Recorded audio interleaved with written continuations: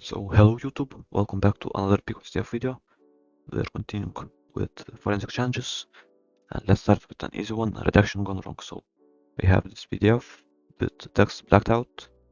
So all we need to do is Control A, Control C, then we can paste in here and we see the flag in one of the redacted spots. The next change is packets primer. So we have a pcap file here. We can run strings to start and we see the flag here with spaces after each character. So we can do echo and then set to remove the spaces and we get the flag this way. Okay, so we can continue with operation orchid, and this is another challenge with disk image because we already have done a lot of these challenges. We can do it faster, so run MLS for information. We see one Linux partition, or two Linux partitions. I'm gonna focus on the last one. So we can do FLS, the start sectors and the name, and we see this flag.txt which is removed and flag.txt encrypted, so we can use icat to get the file. Now if we file on the flag, we see it's OpenSSL encrypted, so we need a password probably to decrypt. And there are a lot of files in this, but we can take a look at hash history. I don't know why it's hash, not bash. We can use icat to get that out. And we see this is the OpenSSL command which was used to encrypt. So we can copy this. We have the password. We need to change the salt just /d for decrypt. Oh yeah, I need to reverse. Out should be flag.txt and in should be .enc. Now if we cat flag.txt, we have the flag. So this was more interesting than the previous disk images. On this change operation only, we also have an disk image. This time we need to get the key file to log in with SSH, so we can start the same. And we see ID file. This is the key we need, not the public one. So now we can use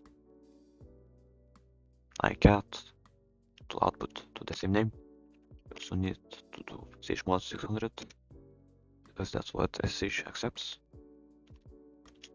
And now let's change the key file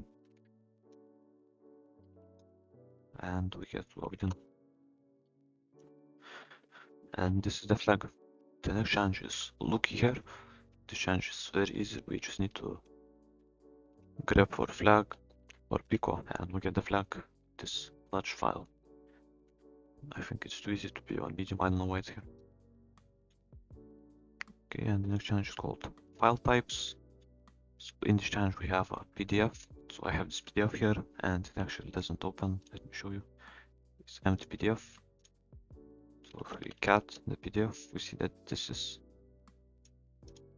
bash code. So we can rename it to flag.sh. We can add execute rights and now we can execute the flag. And we get a file called flag, but it is encoded. We can run file on it and see that it's AR archive. We can run ARX flag. Now we're gonna do this a couple of times. Now it's CPO archive, so we can run it CPO -idmv, put the file as standard input.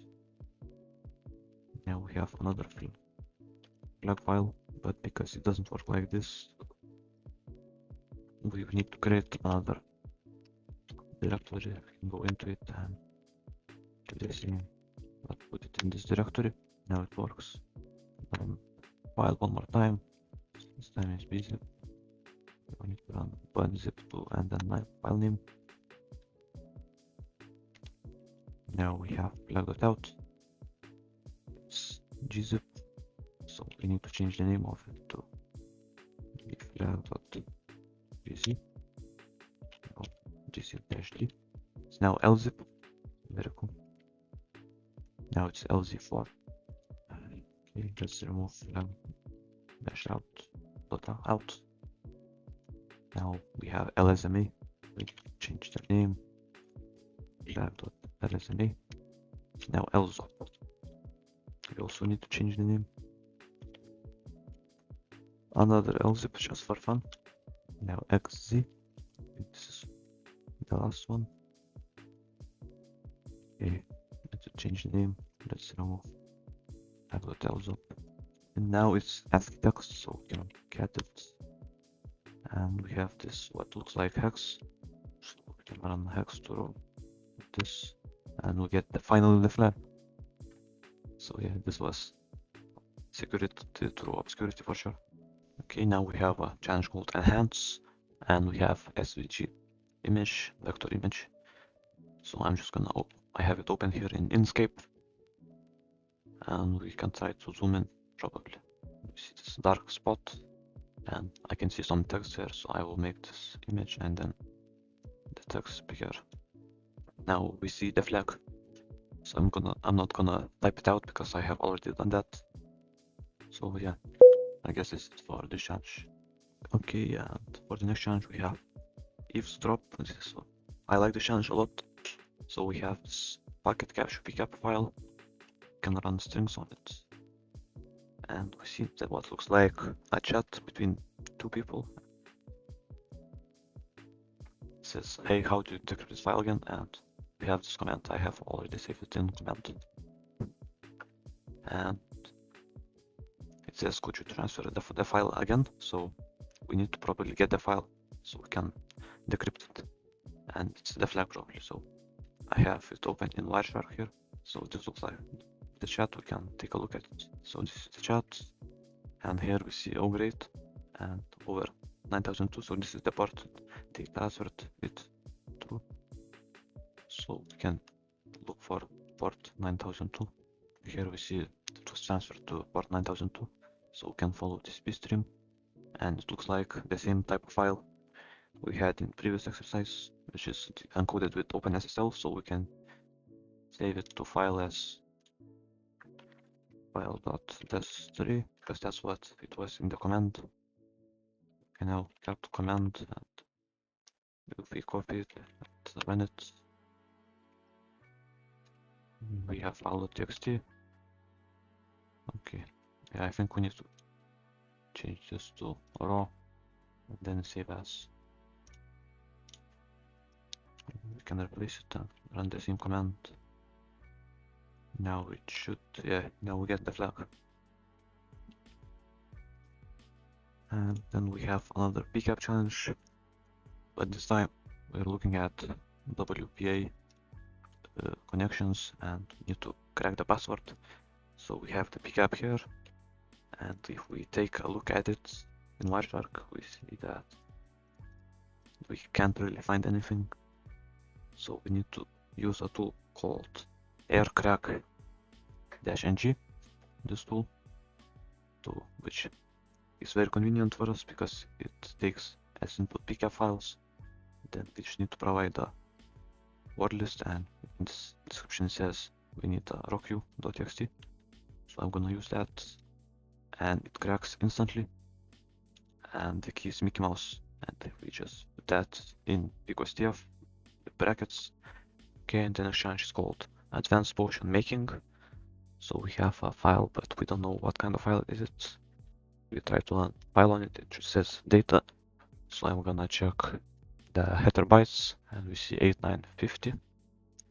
So we can go to Wikipedia, and it looks like the start of PNG, but it's not really the same after that. So we need to probably change it in hex editor. So we can use bless. Then I'm gonna change. Okay, so I change it to, I just copied and pasted the first bytes, and then I needed to change the 13 and 14 that was here.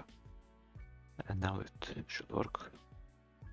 We can try to open it, and we just see that. So this is probably where we need to play with some colors.